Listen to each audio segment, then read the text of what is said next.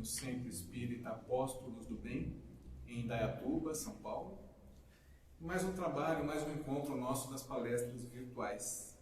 E hoje nós vamos conversar um pouquinho sobre uma passagem do Evangelho que fala: ajuda-te e o céu te ajudará. Então eu convido aqueles que estão nos ouvindo para que possamos levar o nosso pensamento a Deus, agradecer por mais um encontro desta noite, um encontro nesse momento em que estiverem nos ouvindo, pedindo o amparo do Pai, para que consigamos ser fortes diante das dificuldades, aprender em cada lição que a vida nos proporciona, a sermos melhores que no dia anterior. Pai bendito, oramos e pedimos por todos os nossos irmãozinhos necessitados, estejam eles encarnados ou desencarnados, que possam receber nesse momento toda a nossa vibração de paz, de amor e de tranquilidade. Que assim seja. Graças a Deus. Então nós vamos conversar um pouquinho sobre o tema Ajuda-te e o céu te ajudará. A pesquisa foi feita no Evangelho segundo o Espiritismo, de Allan Kardec, a nossa base moral para os nossos estudos. É sempre bom que a gente deixe claro, muitas pessoas questionam se o espírita ele tem o seu evangelho pessoal particular, e não. O nome Evangelho segundo o Espiritismo porque são estudos do Evangelho do Cristo com o amparo da espiritualidade nas explicações, nas orientações das lições, de tudo aquilo que o Evangelho traz para a gente. Mas o Evangelho é o mesmo do Cristo. Então, nessa passagem do ajuda-te e o céu te ajudará, ela vai deixar para nós um ponto muito claro com relação à necessidade da nossa ação diante dos problemas que a vida nos coloca. A ação que devemos tomar diante do que a vida nos coloca como desafios. Então, lembrei de uma pequena história que falava de um sábio que caminhava com os seus discípulos e passaram por um atoleiro, onde ali estava um carro atolado. E ali era uma pessoa religiosa, uma pessoa que orava a Deus naquele momento para que o ajudasse a sair do atoleiro. Eles passaram, cumprimentaram e continuaram sua caminhada. Um pouquinho para frente, eles encontraram uma pessoa na mesma situação, no atoleiro, tentando fazer com que seu carro saísse do atoleiro. Então ele empurrava, mas ele vociferava, ele ficava bravo, muitas vezes até xingava em determinadas situações. O mestre, passando por ali, viu aquele homem todo bravo, mas sempre empurrando, tentando puxar sozinho o carro, chamou os discípulos e o auxiliaram a sair do atoleiro. Então todos juntos, lógico, empurrando, fazendo seu esforço, conseguiram tirar o carro do atoleiro e seguiram a sua caminhada. Mais para frente, um dos discípulos questiona o mestre. Fala: mas mestre, me explica uma coisa. O primeiro homem ali que estava religioso, orando a Deus, pedindo para que ajudasse, nós passamos e não ajudamos, não fizemos nada. Já o segundo, bravo, todo eufórico ali, tentando de qualquer forma tirar o carro sozinho, muitas vezes até xingando, falando palavras de ofensa, esse nós fomos e ajudamos. Por que isso, mestre? Aí o mestre olha e vira para os discípulos e fala: aquele primeiro, ele simplesmente orava para que Deus fizesse algo. Já o segundo, com todo nervoso, com todas as palavras rudes, ele estava fazendo algo para conseguir tirar o seu carro da atoleiro, tomando uma atitude, empurrando, fazendo algo. Então isso é importante que a gente sinta na nossa vida, que nos momentos de dificuldade devemos agir e não simplesmente ficar orando e pedindo. Essa história, talvez ela traga para nós uma reflexão muito importante. Como eu trato dos meus problemas na minha existência? Será que eu simplesmente, quando estou diante de um problema, eu peço a Deus que o resolva e espero o resultado? Ou eu faça alguma coisa para que o problema seja resolvido? O próprio nome oração ele já mostra para nós uma junção de palavras que é importante. Orar e ação. Oração. É orar, sim, sem dúvida alguma. A prece, em qualquer momento, ela é muito importante. Ela nos auxilia, ela nos ampara a buscar a solução dos problemas. Mas se eu não tomar atitude, não fizer algo em benefício da minha prece, eu não estarei sendo merecedor do resultado que eu quero obter. Vamos parar e refletir um pouquinho sobre isso? Merecedor daquilo que eu busco. Eu passo uma existência inteirinha diante das dificuldades. E, no entanto, só oro ou só lamento, buscando que o problema se resolva sozinho. Por que os problemas vêm até a nossa vida? Será que Deus, num determinado momento, olha para nós e fala: aquele pessoal precisa sofrer, por N motivos, e ele fica lá simplesmente olhando e se divertindo com o sofrimento alheio? Ou será que existe uma lógica, um raciocínio lógico diante dos problemas e das dificuldades que a vida nos coloca? Aí a gente para um pouquinho para pensar sobre as causas das nossas aflições. O Evangelho também traz para nós um determinado instante onde ele fala das causas atuais e as causas anteriores das aflições. Vamos fazer uma junção com essas duas passagens do Evangelho? As causas das aflições e a necessidade de agir diante dos problemas. Que também está ligado naquela passagem do Evangelho que fala: batei e abrir-se-vos-á. Os problemas surgem na nossa existência, e como o Evangelho mostra, basicamente por duas causas. Causas atuais das nossas aflições e dos nossos problemas. A minha atitude hoje, nessa existência. Como é a minha atitude? Eu cometo erros, falhas, eu tenho defeitos? Quem de nós não os tem?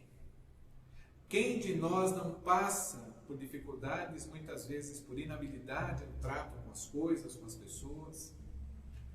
Talvez passe por problemas, por preguiça nossa em agir de forma correta diante das situações?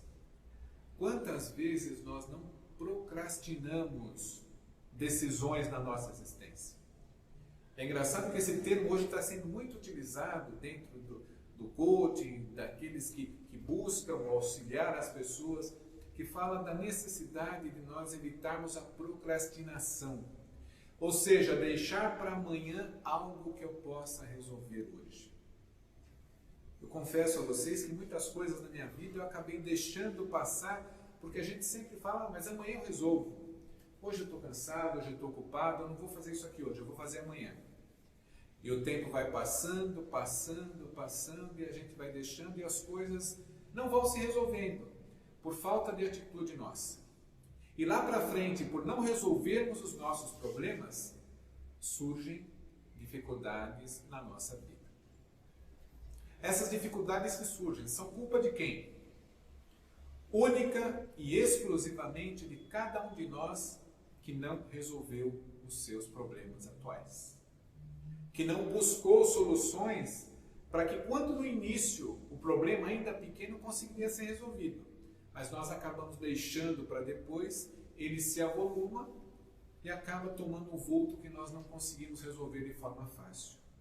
E aí precisamos, muitas vezes, buscar ajuda de terceiros para que a gente consiga sair daquela dificuldade.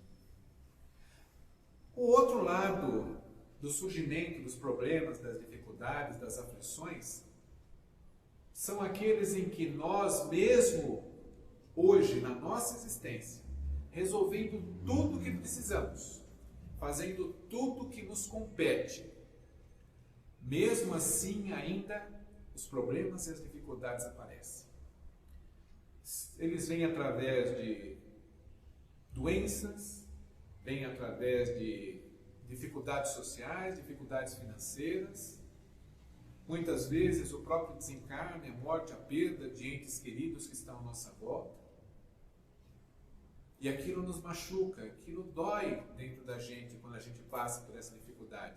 E a gente começa a perceber que por mais que a gente faça, por mais que a gente tente resolver os problemas, as coisas surgem. Aí nós vamos buscar onde? A lógica para tudo isso. Será que Deus é injusto conosco? Se nós pensarmos dessa forma, a nossa crença em Deus, ela se afasta.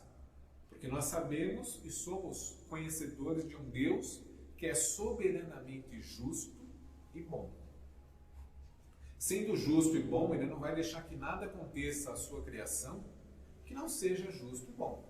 Então, se o problema ele não tem raiz na vida atual, as causas das minhas aflições será baseada nas minhas existências anteriores. E aí, como dissemos, com relação à reencarnação, ela é talvez uma das leis mais justas que nós temos na nossa existência. Porque se eu passo hoje um problema e não encontro raiz na minha vida atual, isso com certeza está em existências anteriores que eu tive. Que eu preciso passar hoje, porque no passado, em existências passadas, eu cometi erros e não resgatei no momento devido. Sabe aquelas dívidas que a gente faz e muitas vezes deixa de pagar lá as dívidas? Passam anos do débito passado, passam períodos enormes, e lá para frente, quando eu vou fazer alguma coisa, eu não consigo, porque aparece ali no computador alguma coisa falando, olha, você tem uma dívida lá de trás que está impedindo que você consiga o que você quer hoje. Aí a gente fica chateado, aquela coisa de, mas isso vai atrapalhar, é coisa lá de trás. É uma dívida nossa, seja lá de trás ou seja de hoje, as dívidas têm que ser pagas. Porque alguém depende daquela ação para que as coisas se estabilizem. Então, em existências passadas, se eu cometi erros, tenho falhas e não as acertei nas existências anteriores, nessa que eu estou melhor preparado, eu vou resgatando devagarinho. Então vem um problema em que me causa, lógico, um constrangimento, uma dor, mas hoje eu tenho capacidade de superá-lo. E aí devagarinho a gente vai buscando resgatar aquilo que ficou para trás. É ruim? Lógico que é ruim. Ninguém gosta de sofrer. Se você falar com uma pessoa, você gosta de sofrer, ela disser que sim, ela tem algum problema. Porque ninguém gosta de passar por dificuldades, de sofrer dores, e seja lá o que for, limitações. Então, não gostamos, mas quando nós temos a consciência da necessidade, sabendo que ninguém é culpado daquele problema a não ser nós, culpado talvez seja até um termo meio pesado da gente usar. Não é bem culpa, talvez seja inabilidade de lidar com a vida, como falamos no início. Talvez eu cometi erros lá atrás por falta de conhecimento, por falta talvez de esforço, que eu deveria ter feito um pouquinho mais e teria resolvido. Então, não é necessariamente uma culpa, digamos que seja um reajustamento de algo falho que fizemos. Então, hoje, melhor preparado, conhecedor de que ninguém passa pelo que não precisa, eu começo a me melhorar. Então, ao invés de eu lastimar, vamos tentar resolver o problema. Que cada vez que a gente tem esse conhecimento, esse conceito, dessa forma, a vida da gente começa a ficar um pouquinho mais fácil. Os problemas virão, porque o nosso resgate não é pequeno, dada a nossa condição atual de evolução. Na grande maioria de nós, eu diria que 99,9% de nós estamos no mesmo barco, na mesma condição de evolução espiritual. Não somos muito diferentes uns dos outros. Pessoas como Chico Xavier, Madre Teresa, Irmã Dulce e tantos outros exemplos clássicos que habitualmente se cita nas exposições, que são pessoas diferenciadas, que vieram para a Terra com missões muito grandes. Os demais, todos nós que estamos aqui nesse momento, estamos basicamente na mesma condição espiritual. E não é uma condição espiritual mais próxima da angelitude, mas ela é bem mais próxima da nossa vida material, da nossa vida física, com limitações e todos os problemas que a vida física traz. Então ainda estamos caminhando, aprendendo, mas ainda temos muito que resgatar. Por isso que nós hoje não conseguimos vislumbrar uma felicidade absoluta. A nossa felicidade hoje ela existe, mas ela é uma felicidade relativa. Porque nós ainda sofremos com várias coisinhas que acontecem na nossa vida. Diante de tudo isso, a gente vai utilizar uma ferramenta que é a outra parte que nós estamos falando hoje. Ajuda-te e o céu te ajudará. Lembra da historinha lá do carro no toleiro? O outro que ficou só orando a Deus para que resolvesse o problema, ele não iria sair dali se não tivesse tomado uma atitude. Já o segundo, mesmo ainda blasfemando, falando palavras rudes, ele estava tentando empurrar o seu carro, levantar sozinho. Sozinho não conseguiria, mas ele estava começando a tomar uma atitude. Ajuda-te. Ele estava naquele momento se ajudando. E o céu te ajudará. De que forma que o céu ajuda? O céu de forma figurada que nós temos no Evangelho, mas o céu que te ajuda são os nossos amigos da espiritualidade maior que a todo momento estão nos auxiliando.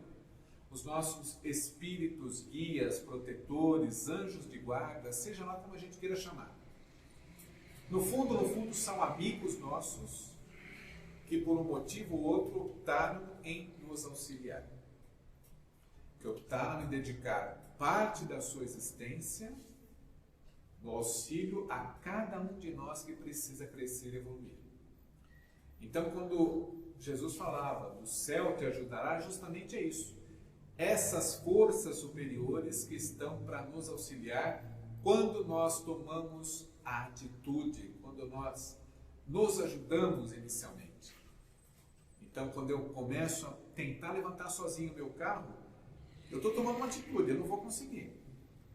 Então é necessário que as ajudas venham. Foi o que o mestre chamou os discípulos e naquele momento ajudou o rapaz a sair do toleiro. Deu para a gente perceber a necessidade de tomar iniciativa diante da vida? E a gente percebe uma coisa. O Evangelho, ele é rico em ensinamentos a cada um de nós, em qualquer momento que passamos na vida. Se nós pegarmos o momento de pandemia, estamos aí há quase 2 anos no momento de pandemia mundial. Se nesses 2 anos nós simplesmente estivéssemos parados, lamentando, ou orando a Deus apenas, sem tomar uma atitude, será que nós teríamos reduzido e muito o número de pessoas infectadas, o número de mortes? Nós dependemos do quê? Qual foi a atitude tomada nesse momento? Qual foi o ajuda-te para que o céu nos ajudasse que foi tomado pela humanidade? Por exemplo, e algo que foi crucial, o desenvolvimento de vacina. Já pensou se nós não tivéssemos hoje as vacinas que nós tivemos? Aqui já, boa parte da população já indo para a 3ª dose da vacina. Quantas e quantas mortes, desencarnes, em função do Covid e doenças próximas dele, quantas mortes não foram evitadas com uma simples vacina? A gente fala simples porque para nós é uma simples picada. Mas o que ela traz de benefícios, e se a gente for parar para pensar, é o que eu falo, eu tenho orgulho extraordinário desses pesquisadores que conseguiram, basicamente em 1 ano, desenvolver uma vacina que leva por baixo de 5 a 10 anos para ser desenvolvida. Tem ali talvez uma taxa de eficácia, ainda não aquela que gostariam que fosse, mas já ajudou demais isso. E com isso, lógico, a espiritualidade em volta também, ela está fazendo um trabalho de amparo, de auxílio, porque nós estamos fazendo algo. Por isso, então, que dentro dos nossos momentos de dificuldade, a primeira coisa que é necessário que eu faça é ter a iniciativa de tomar uma atitude. A atitude engloba aí também o momento da oração e da prece. Ela não descarta de forma alguma a necessidade de buscarmos amparo junto à espiritualidade amiga. Mas a iniciativa de começar a fazer alguma coisa, ela é importantíssima para cada um de nós. Bater e abrir-se gozar. Quando eu quero entrar numa sala. Se eu entro aqui, por exemplo, e a porta está fechada, se eu parar em frente à sala e ficar esperando a porta se abrir, ela vai abrir sozinha? Digamos que tem alguém aqui dentro que é responsável em abrir a porta para que eu entre. E eu paro do outro lado e fico quieto. Será que essa porta ela vai se abrir para mim? Agora, se eu tomar a atitude, tomar a iniciativa, chegar na porta e fizer isso aqui, ó, o que eu fiz? Bati. Quem é responsável em abrir a porta, em função da minha atitude, ele vai e abre a porta para que eu entre. São coisas simples, são exemplos banais, mas que trazem para nós a profundidade da necessidade das nossas ações, dos nossos atos. A necessidade de eu simplesmente não parar a minha vida achando que vai acontecer algo miraculoso na minha existência e vai resolver todos os meus problemas. Nós vemos agora, por exemplo, sem crítica alguma a quem faz, quem deixa de fazer, mas quantas pessoas depositam a solução dos problemas da sua vida na determinada Mega Sena da virada? Quantos ganham ali? E quantos são aqueles que apostam, que depositam a sua confiança da resolução dos seus problemas, da sua existência, num jogo? Será que as pessoas estão tendo a consciência de que aquilo pode, sem dúvida, ajudar? Mas ajuda em partes. Porque a iniciativa não é simplesmente de eu apostar e esperar o resultado. É o que o primeiro fez orando a Deus. A atitude de orar, sim, é nobre. Entretanto, qual foi a atitude dele diante do problema? Ele não tomou atitude diante da sua dificuldade no momento. Só esperava que Deus fizesse a parte dele e a nossa. Quantas vezes não acontece isso na nossa vida? Eu rezo e espero que Deus faça a sua parte, mas e a minha parte? Porque se eu não precisasse fazer nada, eu não precisaria ter sido criado. Será que Deus teria todo o trabalho de fazer um ser pensante, com um corpo físico, que dá sentidos, que funcionam adequadamente, um coração que bate, um rim, um fígado que funcionam, tem todas as suas funções dentro da saúde, dentro da necessidade do funcionamento do organismo? Um ser tão complexo como é o ser humano, será que Deus perderia tempo com esse ser se não fosse para que ele tivesse a necessidade de tomar atitudes diante da sua existência? Porque se fosse para fazer um ser tão complexo e deixar num canto de enfeite, não precisaria ser um ser humano tão complexo. Um vaso, uma planta, mesmo a planta, a gente fala uma planta artificial, porque mesmo a planta natural, ela necessita, num processo muitas vezes de fotossíntese, precisa ser adubada, precisa ser regada. Existe toda uma ação, uma atitude em volta daquilo para que o resultado apareça. Então nós percebemos que a necessidade de que a gente consiga o resultado obtido é tomando atitudes. Eu não consigo mudar a minha vida se eu continuar com os mesmos hábitos. Daí mais um princípio dos treinamentos, dos coaches, que mostram que é claríssimo. Se você quer um resultado diferente, faça algo diferente na sua vida. Se eu lamento porque minha vida é difícil, eu não tenho dinheiro, não tenho uma inserção social que eu gostaria, e continuo fazendo, tomando as mesmas atitudes de sempre, minha vida não vai mudar nunca. Se eu quero ter uma vida melhor, se eu quero ter um emprego melhor, mais digno, ter um salário melhor, eu preciso estudar, ter um curso melhor, me aperfeiçoar melhor dentro da minha função, para que eu consiga buscar oportunidades melhores. Se eu permanecer da forma que eu estou hoje, dificilmente eu vou ter uma mudança no meu campo profissional, por exemplo. Então, que a gente possa realmente buscar em nós realmente o que estamos fazendo diante dos nossos problemas. Mas nós temos que ser sinceros com a gente mesmo. Não adianta a gente querer maquiar e falar, não, mas eu estou fazendo tudo o que eu posso, quando no fundo eu sei que eu deveria estar fazendo melhor. Isso cabe a cada um de nós. Por mais que alguém queira nos auxiliar, queira apontar para nós o que devemos fazer, não adianta. Quem sabe das nossas capacidades, das nossas limitações, dos nossos potenciais somos nós mesmos. Então deveremos nós tomarmos as atitudes necessárias diante da nossa vida.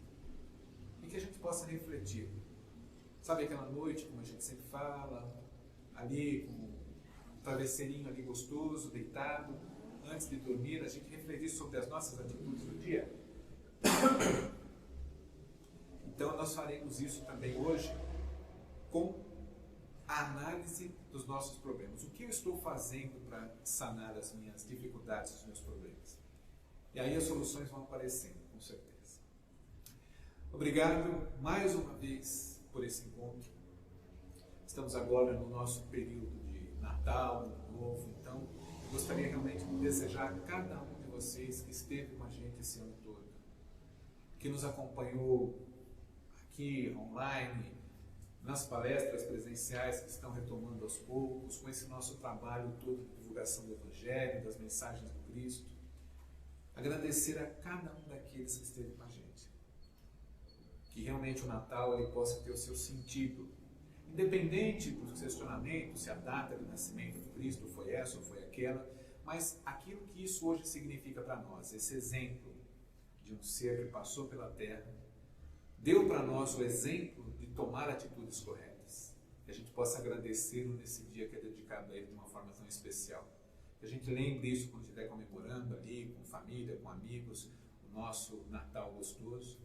E quando pensarmos no nosso ano que irá se iniciar, que nós possamos ter os nossos projetos para que o ano que virá seja realmente um ano melhor do que o anterior. Que nós tomemos as atitudes necessárias para que isso aconteça. Então eu gostaria de convidá-los mais uma vez para que nós mantivéssemos o nosso pensamento elevado a Deus, a Jesus, o nosso querido mestre e amigo, e a todos os nossos irmãos da espiritualidade maior. Pedimos hoje em especial a todos aqueles nossos amigos que desencarnaram neste ano, recentes ou mais antigos, que possamos lembrar de cada um deles, que passaram por nossa vida, deixaram sua marca, e que hoje se encontram do outro lado da vida, que já se encontram no trabalho junto à espiritualidade, que possam receber o nosso carinho, o nosso afeto, todo aquele amor que aqui nós dedicávamos a eles e que continuamos dedicando, na certeza de que um dia, pela vontade do Pai Maior, estaremos juntos novamente. Que assim seja. Graças a Deus. Obrigado a todos. Fiquem na paz, irmãos. Que assim seja.